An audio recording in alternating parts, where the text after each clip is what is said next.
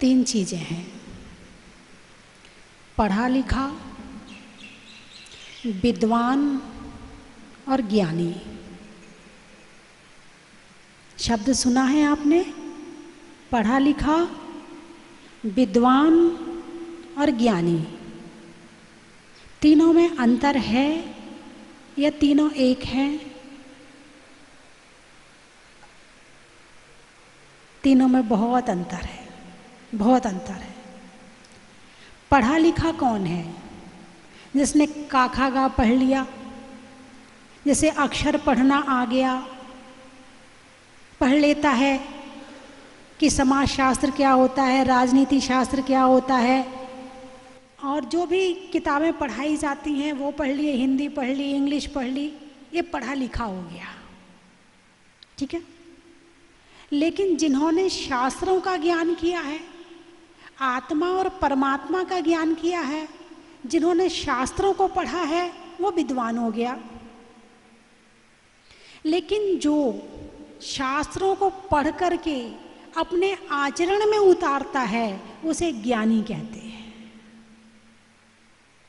ज्ञानी किसे कहते हैं? जो शास्त्रों को पढ़ करके अपने आचरण में उतारता है। शास्त्र में लिखा है झूठ नहीं बोलना चाहिए, झूठ नहीं बोलता है। शास्त्र में लिखा है हिंसा नहीं करना चाहिए, हिंसा नहीं करता है। शास्त्र में लिखा है क्रोध नहीं करना चाहिए, क्रोध नहीं करता है। अभिमान नहीं करता है, मायाचारी नहीं करता है, लोभ नहीं करता है। तो जो इसको आचरण में उतार लेता है उसे ज्ञानी कहते हैं, और जो इन सबको उतार करके बिल्कुल शांत परिणाम से जीवन जीता है उसे संत कहते हैं।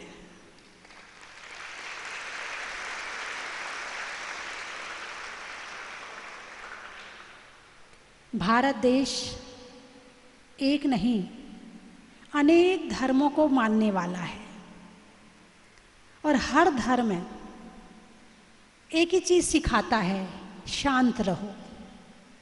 चाहे हिंदू धर्म हो, चाहे कोई भी धर्म हो। यदि कोई धर्म शांत रहना नहीं सिखाता है, इसका मतलब कि उसके अंदर अभी कहीं ना कहीं है। तो शांत रहना, क्रोध नहीं करना, मान नहीं करना, मायाचारी नहीं करना, लोभ नहीं करना। हिंसा को कौन सा धर्म अच्छा मानता है बताइए मुझे? किसी को पीटना, किसी को मारना, किसी को सताना, किसी को पीड़ा देना, कौन से धर्म में लिखा है कि ये धर्म होता है? किसी भी धर्म में नहीं लिखा है। तो आप स्कूल क्यों आते हो? पढ़ने लिखने आते हो, विद्वान बनने आते हो कि ज्ञानी बनने आते हो? बच्चे बताएंगे। आप स्कूल क्यों आते हो? पढ़ने लिखने आए हो, विद्वान बनने आए हो या ज्ञानी बनने आए हो? अभी पहली वाली बात ठीक लगेगी। क्या करने आए हैं? पढ़ने लिखने आए हैं। लेकिन पढ़ने लिखने के साथ ही साथ संस्कार लेना जरूरी है। यही उम्र है संस्कार लेने की, और यही उम्र है पढ़ाई लिखाई करने की। दोनों चीज़ों की उम्र एक ही होती है। इस उम्र में आप जितना सीख जाओगे वो आपके सारी जिंदगी काम आएगा। हो सकता है आपके मम्मी पापा भी कहते होंगे बेटा सीख ले, बेटा सीख ले, कहते कि नहीं कहते? और आप मस्ती में, अभी कोई हमारी उम्र सीखने की है क्या? अभी तो खाने खेलने की उम्र है। हमें नहीं सीखना कुछ, हमें नहीं मानना भगवान को, हमें नहीं करना धर्म। आप लोग ऐसे कह के अपनी मम्मी पापा को टाल देते हो कि नहीं टालते हो? अरे बोलिए ना, कितने बच्चे टालते हैं? अच्छा, कितने बच्चे नहीं टालते हैं? वो हाथ उठाएं तो टालने वाले पता चल जाएंगे। देखो, जो नहीं टालते वो बहुत कम है, और जो टालते हैं वो ज़्यादा है। परमात्मा क्या है? परमात्मा एक शक्ति है। परमात्मा क्या है? एक शक्ति है। और इंसान को शक्ति की ज़रूरत है या नहीं है? एक छोटे से बच्चे को भी शक्ति की ज़रूरत है। फिर तो बड़ों की बहुत बड़ी बात है, बड़े तो समझदार हो जाते हैं। तो एक शक्ति से जब हमारा मन कांटेक्ट करता है, जब किसी शक्ति से हमारा मन जुड़ता है, किसी मंत्र से, मंत्र के माध्यम से परमात्मा से, किसी भक्ति के माध्यम से, किसी कथा के माध्यम से, किसी शास्त्र के माध्यम से जब हम परमात्मा से कांटेक्ट करते हैं तो उनकी शक्ति हमारे अंदर आनी शुरू हो जाती है। और शक्ति की हर व्यक्ति को जरूरत है, ऐसा कोई नहीं है संसार में जैसे शक्ति की जरूरत ना हो। यहाँ तो खाकर, खेलकर और संसार के काम करके शक्ति खर्च होती है। यदि शक्ति कहीं से आती है तो परमात्मा से कांटेक्ट करने से आती है। और परमात्मा से कांटेक्ट, परमात्मा आएगा नहीं, परमात्मा आएगा नहीं तुमसे कांटेक्ट करने के लिए। हम जब ध्यान में बैठेंगे, उनको याद करेंगे, उनको स्मरण करेंगे तो हमारा कांटेक्ट हो जाएगा। परमात्मा हाथ से पकड़ में नहीं आएगा, परमात्मा आंखों से नहीं दिखेगा, परमात्मा कान से सुनाई नहीं पड़ेगा। परमात्मा को डायरेक्ट आत्मा से और मन से कनेक्शन किया जाता है। तो जब उस शक्ति से कनेक्शन होता है तो शक्ति की किरणें हमारे पास आनी शुरू हो जाती हैं।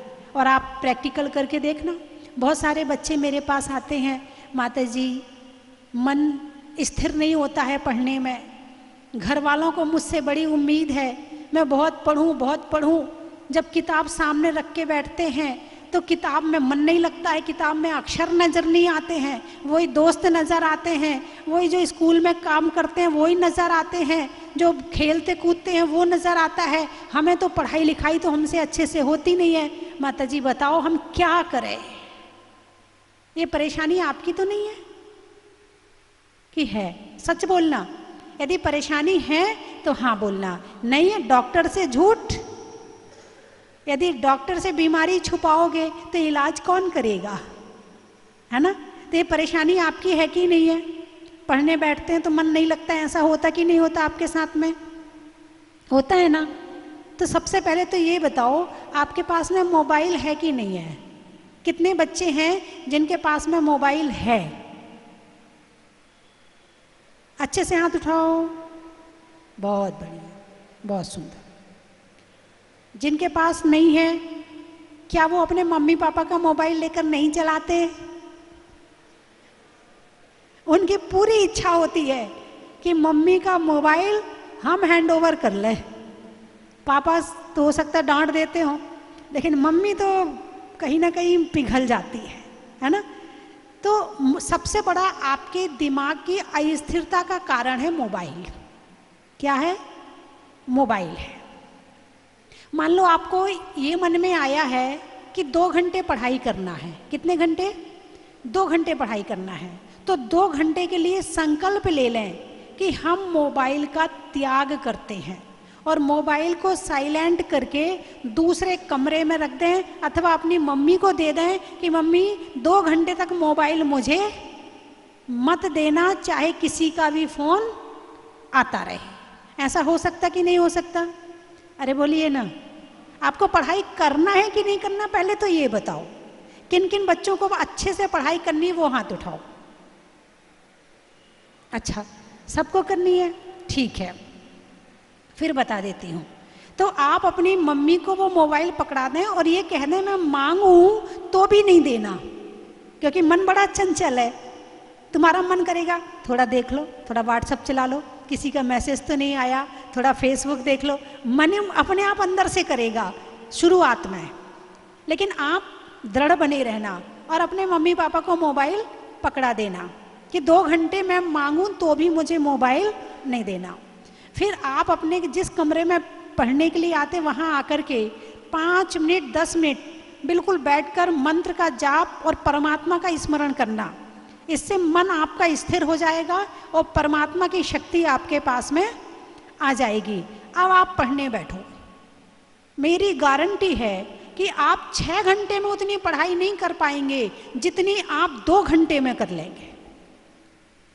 मोबाइल के साथ में आप रात भर भी बैठे रहो तो भी पढ़ाई नहीं होने वाली, लेकिन मोबाइल छोड़कर और परमात्मा को याद करके और फिर पढ़ाई करना शुरू करेंगे, फिर देखिए आपका ऐसा मन लगेगा कि आपका सारा होमवर्क भी हो जाएगा, आपको याद भी हो जाएगा और परीक्षा भी अच्छे से हो जाएगी और पेपर भी अच्छे से हो जाएंगे और रिजल्ट भी अच्छे से आ जाएगा। आप लोग चाहते हैं कि नहीं चाहते आपका रिजल्ट अच्छा आए? यदि आपका रिजल्ट आएगा, अच्छा आएगा, तो आपको भी अच्छा लगेगा, आपके परिवार वालों को भी अच्छा लगेगा। तो आप चाहते हैं कि नहीं चाहते? कौन कौन चाहता है? बहुत बढ़िया, सब बच्चे चाहते हैं। तो जो मैंने बताया है तो वो आप कर लेंगे? कौन कौन करेगा वो हाथ उठाए। कितने बच्चे 2 घंटे मोबाइल छोड़कर घर में और पढ़ाई? कुछ बीच वाले बच्चों ने नहीं उठाया हाथ। हाँ, बहुत बढ़िया, बहुत अच्छा। और इसके साथ साथ मेरा आशीर्वाद भी आपके साथ है कि आप बहुत अच्छे से पढ़ाई करें, बहुत अच्छे नंबर लेकर आएं, बहुत आगे बढ़ें।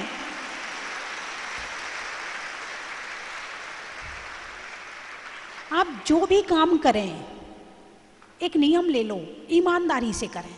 पढ़ने बैठे हो, ईमानदारी से पढ़ाई करो।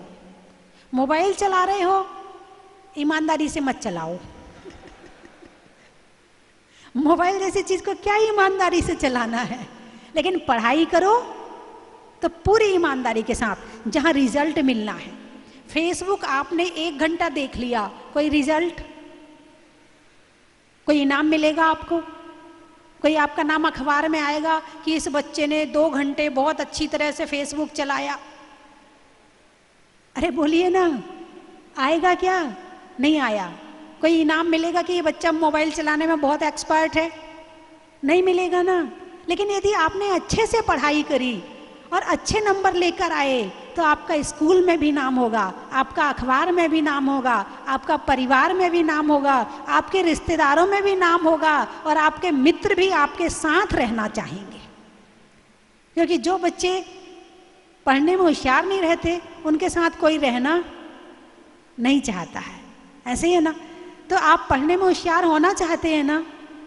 यदि इसमें लापरवाही ना बरती जाए, यदि इसमें थोड़ा सा भी अपने जीवन के प्रति लापरवाह ना रहा जाए, सावधान होकर इस उम्र को जिया जाए, तो इस उम्र में आप इतना प्राप्त कर सकते हैं, इतना प्राप्त कर सकते हैं कि शायद आप जिंदगी में भी कभी प्राप्त नहीं कर सकते हैं। लेकिन यही उम्र होती है, मजा कर लो, बातें मार लो, दोस्तों से बात कर लो, मित्र बना लो। इसी उम्र में ये अंदर से मन करता है। लेकिन जो इससे बच गया, क्या कहा मैंने? जो इससे बच गया वो बहुत कुछ सीख लेगा, और जो दोस्ती में चला गया वो सारी जिंदगी रोएगा। बात समझ में आई कि नहीं आई है? यही उम्र होती है कुछ पाने की, और यही उम्र होती है कुछ खोने की। ये कहा जाता है कि इस उम्र में जो रात को जागकर पढ़ लेता है वो सारी जिंदगी आराम से सोता है, और जो इस उम्र में खूब अच्छे से सोता है वो सारी जिंदगी जागता है। अब आप देख लो, ये 4-5 साल आपकी जिंदगी के, अब आपको इनमें जागना है या सोना है? यदि सारी जिंदगी जागना हो तो अभी खूब सो, खूब खाओ, खूब दोस्ती निभाओ, मोटरसाइकिल में घूमो, खूब बातें मारो, तो सारी जिंदगी रोते रहना। और इस जिंदगी में यदि अपने आप को कंट्रोल करके आपने अपनी पढ़ाई अच्छे से कर ली तो सारा जीवन आपका अच्छी तरह से, अरे बोलिए ना, निकल जाएगा। तो मेरी बात सही है या नहीं है? पहले तो ये बताओ, सही है। अब इस बात को आप लोग मानोगे कि नहीं मानोगे? कौन कौन मानेगा? हाथ उठाओ। वाह, बहुत भाई, आप बहुत अच्छे स्कूल में लेकर आए हो मुझे। यहाँ के बच्चे तो बहुत अच्छे हैं, और यहाँ की कमेटी भी बहुत अच्छी है। क्या बात है, क्या बात है, बहुत मेहनत करती है। जब आपके लिए ये लोग इतनी मेहनत करते हैं तो आपका फर्ज बनता है कि आपको भी मेहनत करना चाहिए। अच्छा मुझे ये बताओ, आपके माता पिता आपके लिए मेहनत करते हैं कि नहीं करते हैं? हाँ या ना? हाँ करते हैं। तो माता पिता की मेहनत को बेकार करना है या सफल बनाना है? सफल बनाना है। आपकी टीचर आपके लिए मेहनत करती है कि नहीं करती है? करती है। फिर भी आप अपनी टीचर को धोखा देते हो कि नहीं देते हो? आप अपने माता पिता को धोखा देते हो कि नहीं देते हो?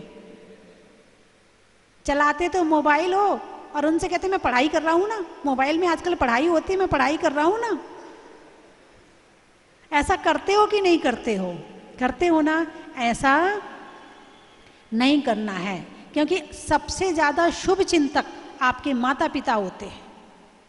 सबसे ज्यादा भला चाहने वाले आपके माता पिता होते हैं। और जो अपने माता पिता का दिल दुखाता है वो कभी सुखी रहने वाला नहीं है। इसलिए यदि सबसे ज़्यादा आप अपने माता पिता का सम्मान करें तो जीवन में आपको बहुत सफलताएं मिलेंगी। जिसको डिप्रेशन की बीमारी होती है, दिखने में तो सही नज़र आता, आँख सही है, कान सही है, नाक सही है, मुंह सही है, शरीर सही है, लेकिन दिमाग खराब है, उसका जी नहीं पा रहा है वो। उसका कारण भी यही है कि वो अधिक से अधिक मित्रता, फिर निभाने का चक्कर, फिर ना निभा पाए तो उसकी टेंशन, फिर उसके बाद मोबाइल के साथ उतनी बातें करना, पर जॉब करता है तो उतने घंटे फिर लैपटॉप में काम करना। और जब दिमाग उसका बदल हो जाता है, उसका दिमाग खराब हो जाता है, तो वो डिप्रेशन में आ जाता है। लेकिन जो बच्चा इन सब से टाइम निकालकर ध्यान करता है, परमात्मा का स्मरण करता है, संतों के प्रवचन सुनता है, तो उसके पास में पॉजिटिव ऊर्जा रहती है। फिर वो कितना भी काम कर ले, उसे डिप्रेशन होने वाला नहीं है।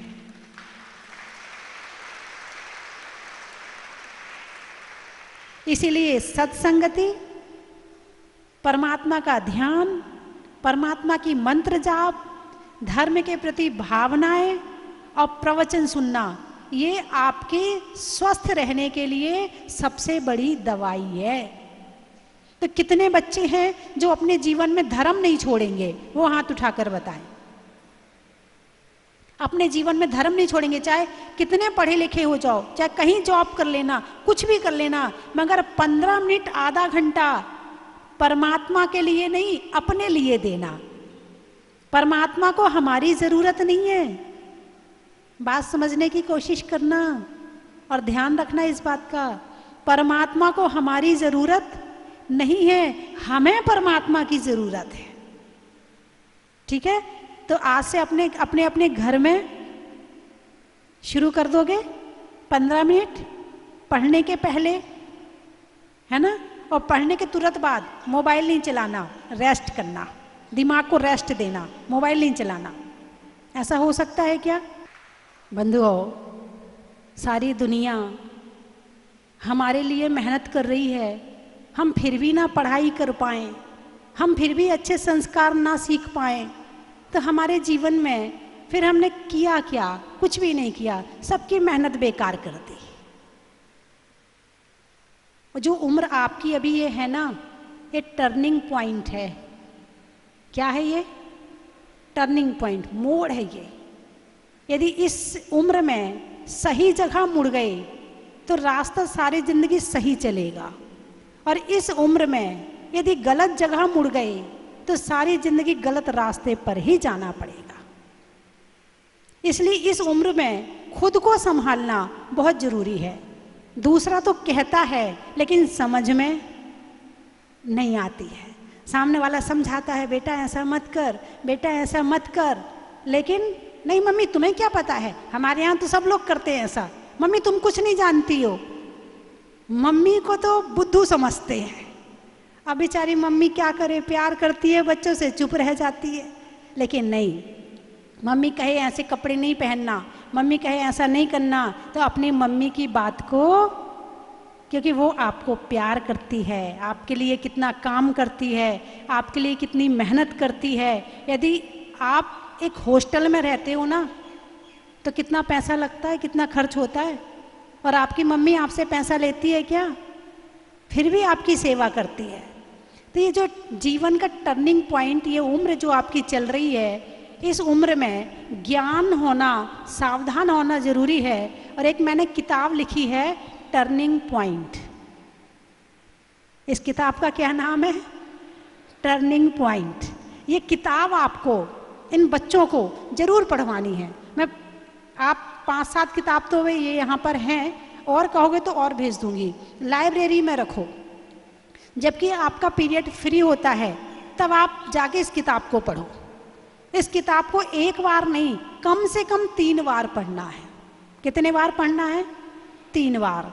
आपको इसमें बहुत कुछ मिलेगा, बहुत कुछ मिलेगा, इतना मिलेगा कि ये आपकी सारी जिंदगी काम आएगा। जो आपके जीवन में मैं सिखाना चाहती हूँ, 4 बार और 8 बार आकर सिखाना चाहती थी, शायद नहीं आ पाऊंगी, लेकिन इस टर्निंग पॉइंट किताब के माध्यम से ये काम हो सकता है। तो जितनी टीचर बैठी हैं वो भी इस किताब को पढ़ें, और जो बच्चे हैं वो भी इस किताब को पढ़ें। तत्वों में 7 का, भोजन में भात का, और तीर्थंकरों में मुनि सुब्रत नाथ का, सब्जी में जीरा का, रत्नों में हीरा का, और तीर्थंकरों में महावीरा का, बाग में फूल का, वृक्ष में मूल का, और जयपुर में महावीर स्कूल का, सोने के लिए सेज का, अच्छे कार्य के क्रेज का, और महावीर कॉलेज का। बड़ा ही महत्व बोलना है आपको। रसोई में कढ़ाई का, करने में बड़ाई का, और बच्चों के लिए पढ़ाई का, कर्म के हरने का और त्याग के वरने का, जीवन में बच्चों के द्वारा विशेष धर्म करने का।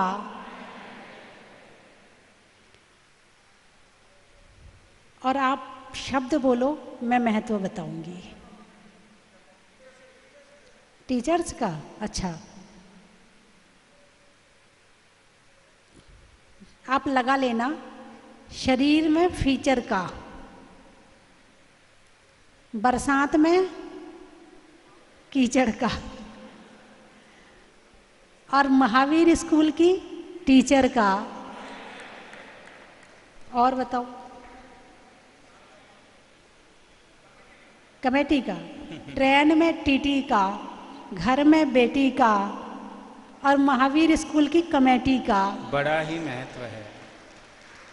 किसान में हल का, समय में पल का, और महावीर स्कूल के प्रिंसिपल का। बड़ा ही महत्व है। जंगल में नागों का, शहर में बागों का, और महावीर स्कूल के बच्चों का। बड़ा ही महत्व है। बहुत सारी चीज़ें होती है जो हमें अच्छी नहीं लगती, तो हम हर चीज़ के अंदर पॉजिटिवनेस कैसे ढूंढें? जो स्वस्ति धाम जहाजपुर के नाम से यूट्यूब पर सर्च करना, उसमें बहुत सारे प्रवचन हैं। आप प्रवचन सुनोगे तो आपकी जो थिंकिंग है वो पॉजिटिव होनी शुरू हो जाएगी, है ना? चाहिए तो मैं ये पूछना चाहती हूँ कि हमें कौन सा मार्ग अपनाना चाहिए, दुनियादारी का, संतों का, या मध्यम मार्ग? दुनियादारी का मार्ग या संतों का मार्ग, योग वैराग्य का, या फिर मध्यम मार्ग? संत क्यों बनते हैं? शांत होने के लिए। शांत क्यों होना है? कि हम पाप और कषायों से दूर रहें। शांत क्यों होना है? क्योंकि जो पाप कर रहा है वो व्यक्ति शांत नहीं है, और जो शांत है वो पाप नहीं कर रहा। पाप का फल दुख और पुण्य का फल सुख। पाप का फल दुख और पुण्य का फल सुख। तो संत क्या कर रहा है? पाप से दूर है और पुण्य में बैठा है। भले पुण्य चाहिए नहीं उसे, लेकिन आएगा अपने आप। तो उसका ये जन्म भी सुधर जाएगा, अगले जन्म भी सुधर जाएगा, और एक जन्म ऐसा आएगा कि उसकी आत्मा परमात्मा बन जाएगी। इसलिए श्रेष्ठ है कि साधु बनो, संत बनो। जो नीली किताब लिखता है कि पहले से ही उसी फील्ड में जाना है, तो हम उसे चेंज कर सकते हैं या उसको विनती करके? देखो, पहली बात तो ये मानो कि कर्म है। हमने पिछले जन्म में जो किया था वो अब पा रहे हैं, और यदि अच्छा करेंगे तो पिछले जन्म के भाग्य को हम बदल सकते हैं। पुरुषार्थ में मेहनत होनी चाहिए, शक्ति होनी चाहिए, तो हम भाग्य को भी बदल सकते हैं। वो काफ़ी बिजी है, मतलब स्कूल के बाद कोचिंग, घर, सेल्फ स्टडी सब कुछ है। तो जो अभी हम कर्म कर रहे हैं वो हम अपने शरीर के लिए कर रहे हैं, आत्मा के लिए नहीं कर रहे, यानी कि भेद विज्ञान हो ही नहीं रहा। तो उस आत्मा के लिए कर्म कैसे करें जिससे हमारी पुण्य बंध और आगे अच्छी गति मिले? तो उस स्वस्तिधाम जहाजपुर के नाम से यूट्यूब पर सर्च करना, उसमें बहुत सारे प्रवचन हैं। आप प्रवचन सुनोगे तो आपकी जो थिंकिंग है वो पॉजिटिव होनी शुरू हो जाएगी।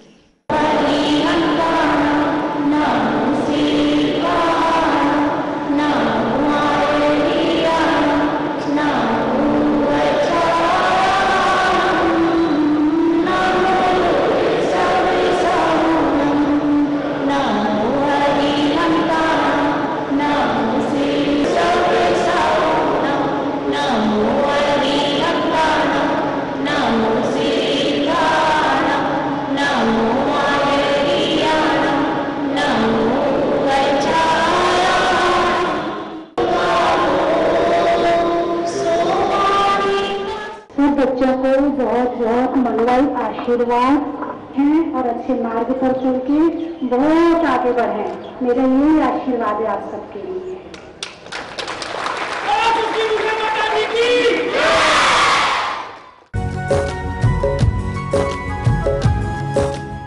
उपाध्यक्ष मुकुल जी कटारिया, कोषाध्यक्ष महेश जी काला, कारखानी सदस्य रूपिन जी काला, विनोद कोटखावदा, राजेंद्र जी बिलाला और समस्त कारखानी के सदस्य, तीनों स्कूल के प्रिंसिपल श्रीमती रेणु गोस्वामी, रेखा डिमरी और आशीष गुप्ता, स्वस्ति भूषण आवास समिति के सदस्यगण, सभी अध्यापकगण, कर्मचारीगण, अतिथिगण एवं छात्र छात्राओं। माताजी का प्रवेश 17 फरवरी 2022 को जयपुर के दक्षिणी द्वार से प्रताप नगर में हुआ। उसके बाद माताजी उत्तर दिशा में आमेर, पूर्व दिशा में जगहों की बावड़ी, चूलगिरी, गोनेर और पश्चिमी दिशा में झोटवाड़ा, शास्त्री नगर, चारों दिशाओं में विहार करके जयपुर की विभिन्न कॉलोनियों, मंदिरों के दर्शन करते हुए लगभग 700 किलोमीटर का विहार करते हुए आज हमारा सौभाग्य जागा है कि लंबे इंतजार के बाद माता जी का आगमन महावीर प्रांगण में हुआ। परम पूज्य आरिका 105 स्वस्ति भूषण माता जी का जन्म मध्य प्रदेश की पावन धरा पर बसने वाले शहर छिंदवाड़ा में 1 नवंबर 1969 को हुआ और तत्काल ही नामकरण संगीता किया गया। प्रारंभ से ही आप हर कार्य क्षेत्र में प्रवीण रही, भले ही वह लौकिक शिक्षा हो या आध्यात्मिक शिक्षा। आपने जैन धर्म की शिक्षा के साथ साथ एमए में संस्कृत शिक्षा ग्रहण करी। सन 1985 में 16 वर्ष की उम्र में आपने आचार्य श्री 108 पुष्पदंती सागर जी महाराज से ब्रह्मचर्य व्रत की दीक्षा ली। प्रारंभ से ही आध्यात्मिक व धर्म में रुचि होने के कारण आपने पुनः 1992 में आचार्य श्री 108 विद्याभूषण सन्मति सागर जी महाराज से जीवन चक्र ब्रह्मचर्य व्रत लिया और आत्म कल्याण के पथ की ओर अग्रसर हो गई। 24 जनवरी 1996 को वह शुभ बेला आई जब आपने उत्तर प्रदेश के इटावा शहर में आचार्य श्री 108 विद्याभूषण सन्मति सागर जी महाराज से आरिका दीक्षा ली। आचार्य श्री ने आपको आरिका स्वस्ति भूषण नाम प्रदान किया। आपका प्रथम चातुर्मास उत्तर प्रदेश के कोरावली ग्राम में हुआ। आपने 150 से अधिक पुस्तकें और जिनवानी लिखी, जिनमें जिनपद पूजानपली प्रमुख है। दीक्षा के उपरांत जगह जगह अनेक शहरों में, कस्बों में, गांवों में धर्म प्रभावना की और अग्रसर रही। आपका वात्सल्य की प्रतिमूर्ति है एवं आपकी वाणी ओजस्वी है। आपके प्रशांत प्रेरणा से राजस्थान भीलवाड़ा के जिले में जहाजपुर ग्राम में आपने भगवान 1008 मुनि सुव्रतनाथ भगवान का मंदिर का जहाज के आकार का भव्य निर्माण किया। भव्य कलात्मक एवं रचनात्मक दृष्टि से मंदिर का निर्माण कराया, जो कि आज पूरे विश्व के पटल पे है और आज हर आदमी ये चाहता है कि मैं जहाजपुर मंदिर के जाके दर्शन करूं। मंदिर जी में स्थित भगवान मुनि सुव्रतनाथ की अलौकिक भव्य कलात्मक प्रतिमा अनायासी लोगों को अपनी ओर आकर्षित करती है। उसकी अनूठी बनावट के लिए प्रसिद्ध है। यही कारण कि वर्तमान में हजारों दर्शनार्थी मंदिर जी में दर्शन लाभ हेतु आते हैं। यह सब आपके प्रताप और आशीर्वाद से ही संभव हुआ है। आज ये विद्यालय प्रांगण आपके चरणों में अभिभूत है और हम गौरवान्वित महसूस कर रहे हैं। वंदामी वंदामी माता जी, जय महावीर। उस समय हमको यहाँ पर आने का मौका मिला था और भगवान के दर्शन किए थे। उस समय मैंने भावना भाई थी कि जब काम पूर्ण हो जाए और मुझे शांति धारा का मौका मिले। आज वो मौका मुझे मिला। व्यवस्था बहुत अच्छी है, माता जी ने बहुत अच्छा काम करवाया है और यहाँ किसी तरह का कोई कष्ट नहीं है। और सभी यात्रियों से निवेदन है, एक बार आकर यहाँ जरूर दर्शन का लाभ लेवें। जय बोलो मुनीश्वर नाथ भगवान की जय। मैं हमेशा टीवी पर मुनीश्वर नाथ भगवान की शांति धारा देखती हूँ, लेकिन आज मुझे यह साक्षात शांति धारा करवाने और देखने का जो मौका मिला है और पुण्य का अर्जन किया है। माता जी ने यहाँ पर जो क्षेत्र की व्यवस्था की में जो प्रेरणा दी है वो बड़ी प्रशंसनीय है। हमें यहाँ की व्यवस्था बहुत अच्छी लगी और मंदिर में भगवान की मूर्ति को देखकर तो हमारा मन गदगद हो गया। यहाँ आए हैं, जब हम मसूरी से चले लोगों ने कहा कि बड़ी गर्मी होगी, वहाँ कहाँ जा रहे हो इस समय, मगर यहाँ आके बड़ा अच्छा लगा। बारिश हो रही थी और बड़े शांत भाव से हम जो है ना यहाँ दर्शन किए और बड़े वर्षों से टीवी पे हम देखते आ रहे हैं और हम इसको बड़ी इच्छा थी कि हम साक्षात दर्शन करें। हमने पहली बार यहाँ दर्शन किए और पंडित जी वगैरह ने बड़ा अच्छा यहाँ किया। बड़ा अच्छी व्यवस्था यहाँ खाने पीने की और रहने की है और अब मन करता है कि हर साल हम यहाँ के दर्शन करें। धन्यवाद। देख रहे हैं कि माता जी के सत प्रयासों से बहुत ही अल्प ही समय में इतने विशाल तीर्थ का निर्माण हुआ है, वह बहुत ही प्रशंसनीय है। हम देखते हैं कि हमारे अन्य क्षेत्रों में जो विकास कार्य होते हैं उनमें कितना समय लगता है और यहाँ पर मात्र माता जी के सत प्रयासों से, उनके प्रेरणा से मात्र 5 वर्षों में इतने विशालकाय मंदिर, इतना विशालकाय परिसर में क्षेत्र धर्मशाला आदि का निर्माण हुआ है, वह बहुत ही प्रशंसनीय है। मैं माता जी के चरणों में बारंबार वंदनामी निवेदित करता हूँ कि हे माता जी, आप जयवंत रहें और इसी तरह हमारे क्षेत्रों का विकास होता रहे, यही मेरी भावना है।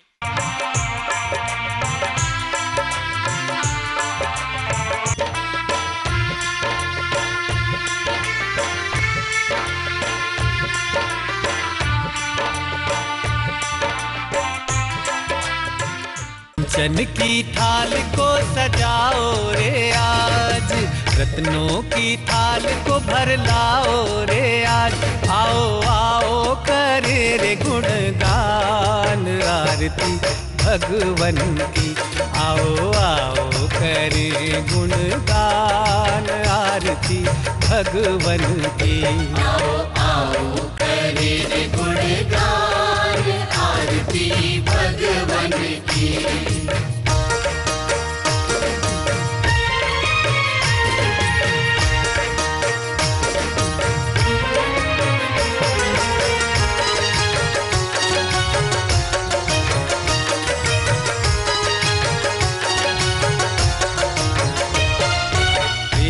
सुमित्र के राज दुलारे, माँ पद्मा जी के नैनों के तारे। पिता सुमित्र के राज दुलारे, माँ पद्मा जी के नैनों के तारे।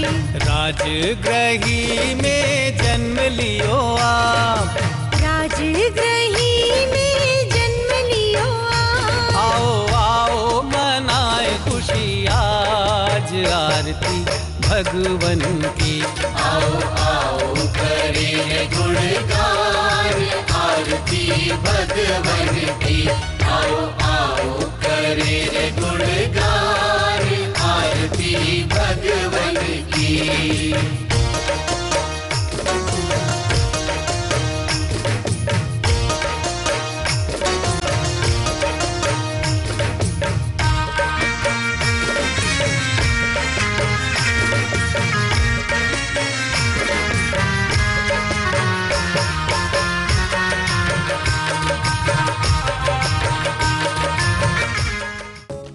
परम विदुषी लेखिका गणिनी आरिका रत्न श्री 105 स्वस्ति भूषण माता जी, जिन्होंने मात्र 20 वर्ष में 100 से भी अधिक किताबें लिखकर जैन समाज को अनूठा योगदान दिया है। बड़े बड़े विधान जैसे कल्पद्रुम महामंडल विधान, सिद्ध चक्र महामंडल विधान, इंद्रध्वज महामंडल विधान एवं विशेष जिनपद, पूजांजलि आदि महत्वपूर्ण साहित्य बहुत ही सरल व सुबोध शैली में लिखे हैं, जिसमें गद्य एवं पद्य साहित्य भी समाहित है। इन महान साहित्यों को पढ़कर आप भी अपने ज्ञान का विकास कर सकते हैं। साहित्य प्राप्त करने हेतु आज ही संपर्क करें। संपर्क सूत्र 7906062500 98683456768।